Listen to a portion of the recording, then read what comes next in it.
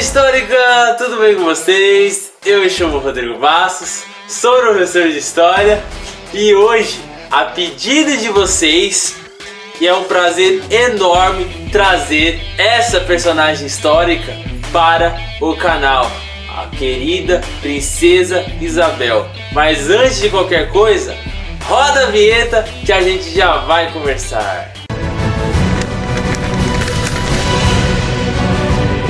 Nesta terra, em se plantando, tudo dá. Independência ou morte?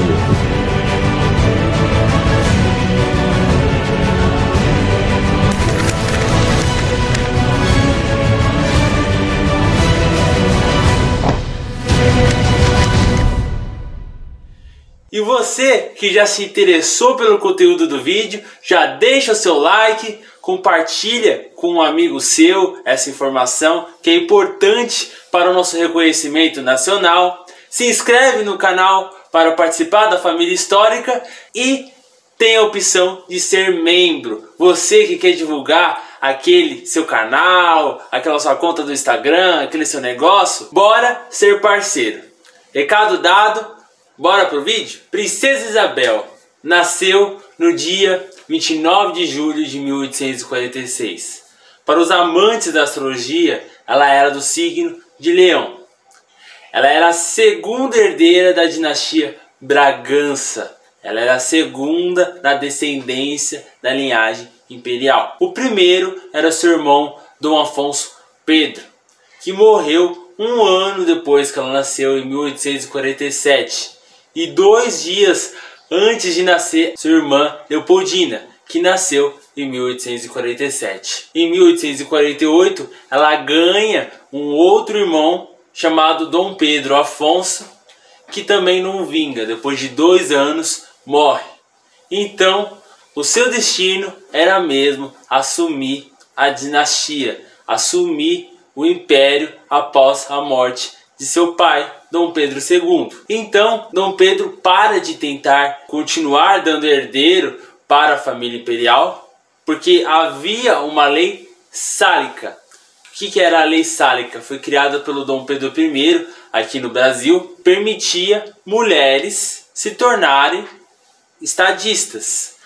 Só que não importava se essa herdeira era mais velha. Se por acaso o casal tivesse um filho homem, um filho varão, teria preferência para assumir o império. Então por isso que eles ainda tentaram ter algum outro filho. Mas após a morte de 2 filhos, o Dom Pedro II e a Imperatriz Teresa Cristina, muito chateados, decidiram parar de tentar e assim focar na educação da Isabel. Por isso ela teve uma educação muito especial. Isso vai também para todos aqueles que acham que ela não estava preparada para assumir o império.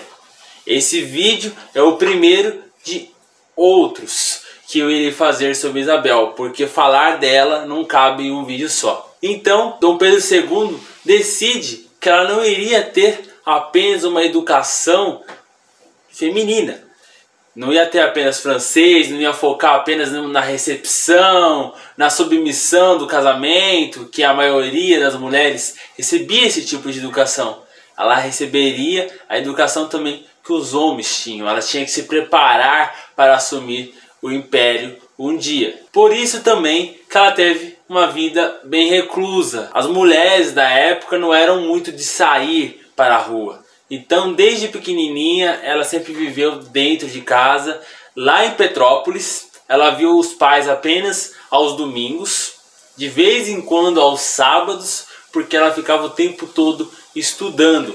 Ela tinha uma rotina de estudo muito parecida que o seu pai, Dom Pedro II, teve. Os estudos eram longos, começava às 7 horas da manhã e acabava às 9h30 da noite. De segunda a sábado. Os domingos eram livres, mas o divertimento delas era ir à missa. A Isabel sempre falou que ir à missa era o bom divertimento, que mesmo assim era também uma tradição os herdeiros imperiais irem à missa todo domingo. Então ela não tinha muito tempo de brincar. Mas não podemos dizer que o Dom Pedro aprisionou a menina dentro de casa. Ela recebia, ela tinha muito contato com as meninas ali da elite. Aquele pequeno grupo de pessoas, ela sempre teve contato com a Amandinha, que ela vira depois baronesa de Loreto. Ela se casa com Franklin Doria e ela vira baronesa de Loreto. A Adelaide, a Mariquinha. Então isso sempre tá nas cartas dela. É um erro também falar que ela viveu aprisionada. Ela sim brincava com certas pessoas, mas a vida dela era os estudos. E a educação que ela tinha era bem rígida, era supervisionada pelo imperador Dom Pedro II. Então toda vez que o imperador ia para Petrópolis visitar suas filhas, ele via o andamento da educação delas.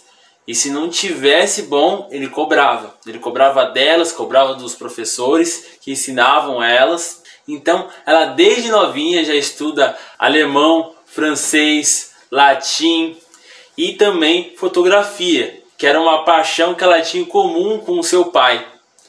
Dom Pedro II, para poucos que sabem, ele foi o primeiro a trazer as primeiras câmeras fotográficas para o Brasil e tirou a primeira selfie que é reconhecida aqui no Brasil. Tem uma foto dele, depois eu ponho aqui para vocês verem. Qualquer visita que elas recebiam tinham que passar pela aprovação de seu pai. Ele tinha que ser notificado, porque iria interromper aquela rotina dos estudos delas. Então ele precisava saber se era importante essa visita, se essa visita realmente era adequada para que as meninas recebessem. Então sim, Dom Pedro II era um pai rígido com a educação que a filha tinha. Ele não podia ser menos que isso, né, gente? Ela seria a futura estadista, aquela que daria rumo ao país. Então ele tinha muita preocupação como seria a moral dela e também o intelectual dela, de saber lidar com a sociedade que ele sabia que era machista e que ela teria muita dificuldade se ela não tivesse a parte intelectual elevada também para saber debater com os intelectuais da época. Em 1854, ela é alfabetizada aos seus 10 anos pelo seu professor, seu mestre Francisco Crispiniano Valdetário. E dá para perceber que ele deu um norte moral para ela, porque toda a sua disciplina, depois toda a sua religião, ela era muito devota a Nossa Senhora, ao catolicismo, foi devido a essa educação que esse professor que ela tinha deu um norte religioso também para ela. Dom Pedro II dizia que foi um norte moral que a filha teve e levou durante toda a sua vida. Bom, ela já tinha um professor. A princesa Isabel e a princesa Leopoldina tinha o Francisco Crispiniano.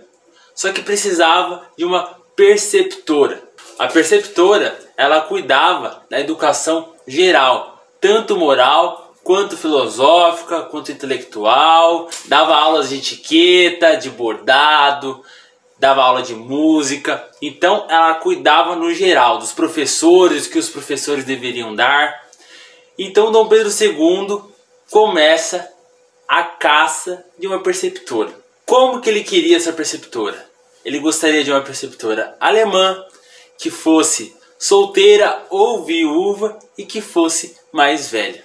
Foi muito difícil achar uma pessoa com todas essas exigências dele. Então sua irmã, a Dona Francisca, a princesa de Joinville, ela que se casa com o príncipe de Joinville, dá uma dica para ele. Porque ela fala que quando ela chega na corte da França, quem ajudou muito ela foi uma mulher que ela era brasileira, ela era baiana, só que ela era muito intelectual e era muito bem conceituada lá fora, sabia falar línguas. Então ela indica a Condessa de Barral. Ela começa a cuidar da educação das meninas. E ela também era muito rígida. Ela era muito rígida mesmo. Tem uma curiosidade, um fato, que a princesa Isabel escreve para a mãe dela, que tem um Natal que ela está passando em Petrópolis, e a Condessa de Barral falou que elas estavam muito mal criadas, que elas estavam dando muito trabalho. Então os enfeites da árvore de Natal eram palmatórias, gente, para dar indício que se elas transvirgiassem muito, se fossem muito mal educadas, qual seria o final delas. Então ela enche uma árvore de palmatórias. Ela relembra isso em diversos momentos da vida dela, com um cômico, né, que marcou muito a sua infância. A Barral cuidou da sua educação de 1850 a 1864, que foi quando ela casou com o Conde Deu. Eles também contrataram uma francesa para acompanhar a educação junto com a Barral. Então, a Princesa Isabel tinha muito carinho pelas duas, pela Barral e por essa francesa que ajudou na educação delas. Por mais que elas fossem reclusas, como eu disse já para vocês, elas aprontavam demais. Inclusive, em uma das brincadeiras que elas estavam fazendo junto com a Amandinha, a baronesa de Loreto, uma de suas amigas, estava brincando de jardinagem e ela estava com uma picareta na mão. Sem querer, ela bateu essa picareta no olho da Amandinha e cegou o olho esquerdo dela. O imperador tentou fazer de tudo, pegou os melhores médicos para tratar do olho da menina, mas infelizmente não teve jeito, cegou ela mesmo. Só que o imperador sempre teve um carinho muito grande por essa amiga da Princesa Isabel, a Amandinha. Tanto que quando ela casa com o Franklin Doria, ele faz questão de dar o título de baronesa e de barão de Loreto para ambos. E ela também tinha uma relação muito boa com sua irmã Leopoldina. Apesar das duas brigarem, terem personalidades fortes, principalmente a Leopoldina, ela era muito teimosa, ambas respeitavam demais, sempre trocavam confidências em cartas, pedindo conselhos uma para a outra e tudo mais, dando apoio. E a Isabel vai crescendo e se tornando também, gente, uma artista. Ela era uma grande pintora. O Dom Pedro II define a sua filha como uma grande erudita cantora de ópera. Ela não só tocava piano, ela amava todos os instrumentos, tocava violão, saxofone. E uma coisa legal, gente, para vocês verem que ela sempre estava em contato com as tecnologias, com os novos lançamentos, ela ficou sabendo de um instrumento que era o acordeon. E ela queria ter um para ela aprender também. E como a mãe também, a Teresa Cristina, que era uma grande cantora, uma grande soprano italiana, né, gente? Ela também cantava a Princesa Isabel. Ela passava muito tempo em Petrópolis, mas ela sempre foi muito ativa em saber sobre as informações dos lugares, do Rio de Janeiro. Então, tem uma carta que ela troca com o pai dela, falando sobre o Congresso tentando canalizar as cascatas do Rio Tijuca. E ela é totalmente contra. Com 13 anos, ela sabia falar com o pai dela. Ela era uma das poucas pessoas que o pai dela aceitava a ouvir e falar intimamente. Então na carta ela fala que ela orava por Nossa Senhora com todas as forças para que esse projeto parasse lá no Congresso e nunca desse andamento nessa canalização. Ela achava que iria estragar uma obra magistral da natureza. Canalizar um rio tão belo, ela falava. As cascatas eram maravilhosas. Então você vê que ela era muito ativa na política já desde a sua infância, da sua juventude. E uma coisa muito legal, que ela tinha como professor de pintura o artista, o pintor Victor Meirelles, muito famoso, um pintor muito famoso. E uma das suas pinturas, ele gostou tanto que queria levar para a Academia de Belas Artes, fazer uma exposição. E aí ela pede a permissão para o pai dela, para o Dom Pedro II, se podia ir. Ela já era casada nessa época, gente. Ainda vou chegar no casamento dela. Ela já era casada e tinha que pedir permissão para o pai para ver se podia fazer essa viagem. E ela falou que ela já tinha aceitado, mas queria uma opinião dele.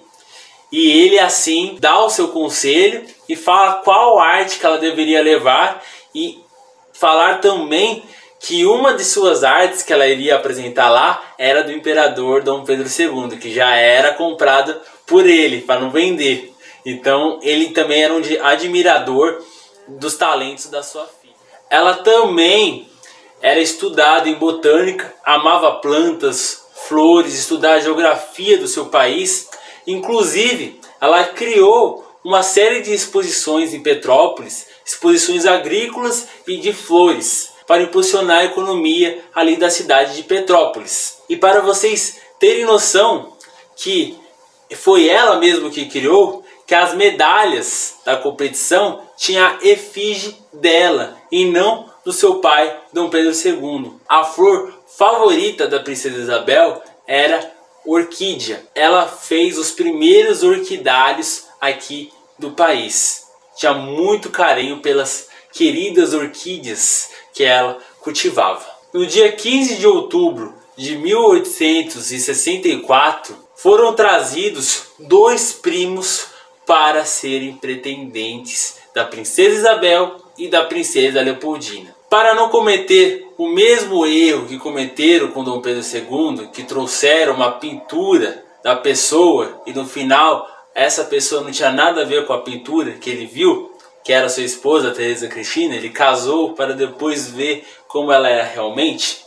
Ele pagou a viagem dos príncipes para vir até o Brasil e para as princesas escolherem os seus futuros maridos. Então Dom Pedro II ele tinha feito assim: o Augusto de Saxe, o Duque de Saxe, era para se casar com a princesa Isabel, e o Conde Deu era para se casar com a princesa Leopoldina. Só que quando os dois chegam para visitar ambas as irmãs, o coração bate o contrário.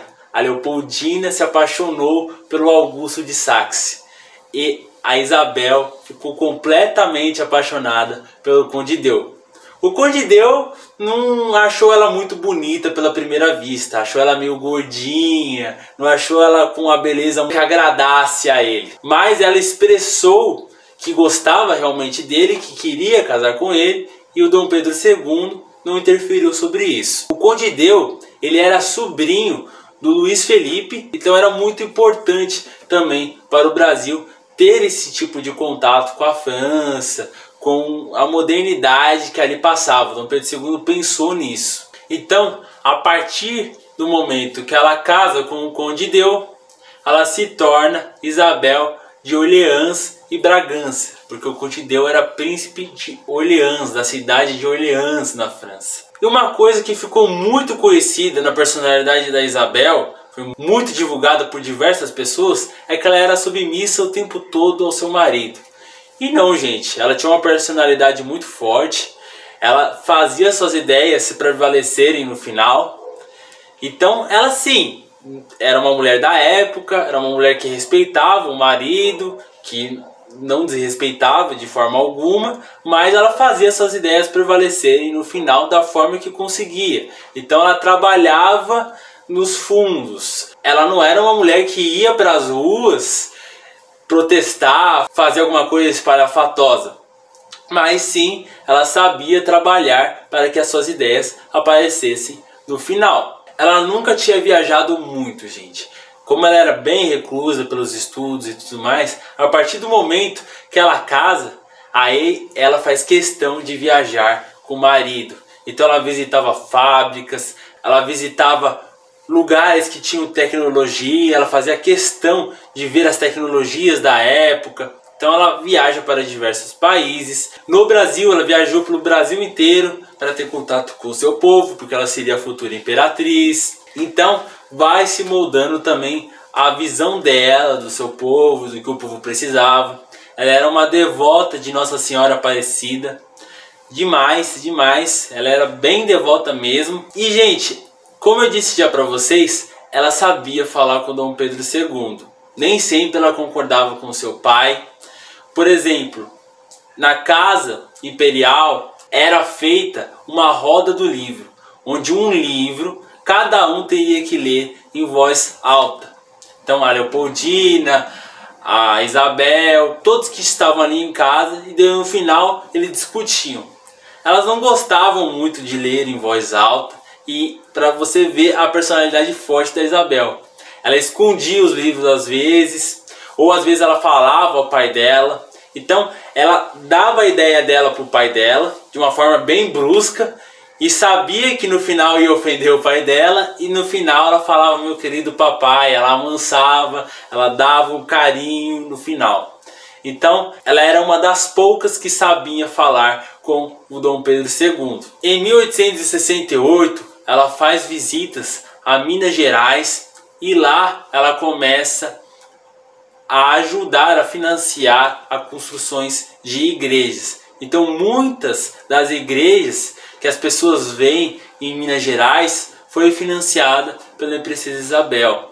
Ela dizia que as pessoas deveriam ter a sua fé, ter o direito de orar pelos seus santos, por aquilo que acreditava. Então ela financia diversas igrejas. E a mídia começa a cair em cima dela, gente. Porque ela já tinha 4 anos de casamento e não tinha dado herdeiro. E a sua irmã, que casou praticamente ao mesmo tempo que ela, com o primo do Conde Deu, já tinha um filho. Então, ela, como era a princesa herdeira do trono, deveria dar herdeiros. A mídia machista, a sociedade machista da época começa a falar, ela não consegue nem ao menos dar um herdeiro para o trono, ainda mais ser uma governante. Então cai muito em cima dela a mídia e ela começa a se sentir pressionada sobre isso. Começa a fazer promessas para Nossa Senhora o tempo todo, mas a nossa história, o resto dessa história vai ficar para o próximo vídeo, onde eu irei focar na devoção dela, nas promessas que ela fez para ter os filhos, o sonho de ser mãe e ali sendo moldada a futura imperatriz do Brasil, do império que nunca chegou. Então, gente, a primeira parte do vídeo vai ficando por aqui. Espero que vocês tenham gostado da infância da Princesa Isabel. Esse é um resumo. A vida dela é uma vida com diversos fatos, com uma riqueza enorme. Não tem como enumerar todos os fatos de uma mulher tão grandiosa quanto foi a Princesa Isabel. Deixa aqui nos comentários o que vocês acharam e esperem que logo sairá a segunda parte da vida da Princesa Isabel. Um grande abraço, fiquem em paz e se superem sempre. Estamos juntos. Até a próxima.